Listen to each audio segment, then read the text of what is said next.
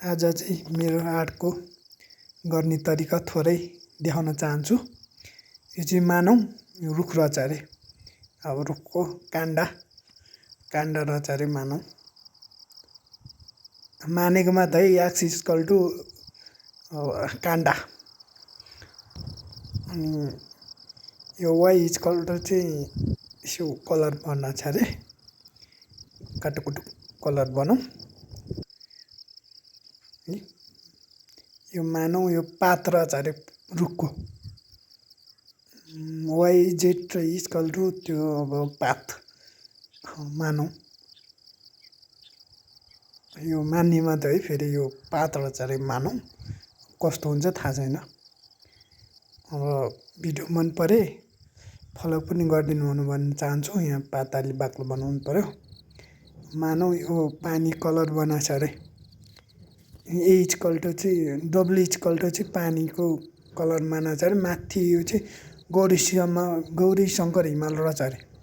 त्यहाँबाट खलङ लङ लङ लङ चेर्दुङ हुँदै एलुङ खोला बगेछ अरे मानौँ। खोला बग्यो बग्दै आयो उँधो। अब खोला बग्दै आयो। अब यहाँ अलि पानी अलि झर्ना खासाङखुसुङ पार्यो। सरर बगे पानी सरलङ लङ लङ लङ खलङ लङ लङ लङ लङ खल खल खल खल खल बग्यो। अब यहाँ खोला अलिक गाढा बनाऊँ। क्वास्याङस्याङ बगाउन फिटसहित। यो रुखमा फुल फुलेको बनाइदिउँ नि त, सेतो फुल।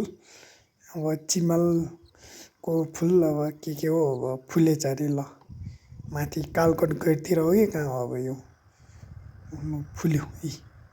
यता पनि फुलाइदिउँ, यता पनि फुलाउँ, अब यता अलि फुलाउँ।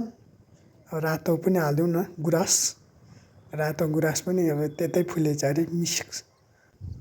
अब यहाँ चाहिँ कालकोट गैरामा रहेछ है यो चाहिँ।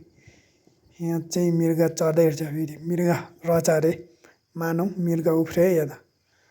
लु मन परे फलो गरिदिनु होला भन्न चाहन्छु।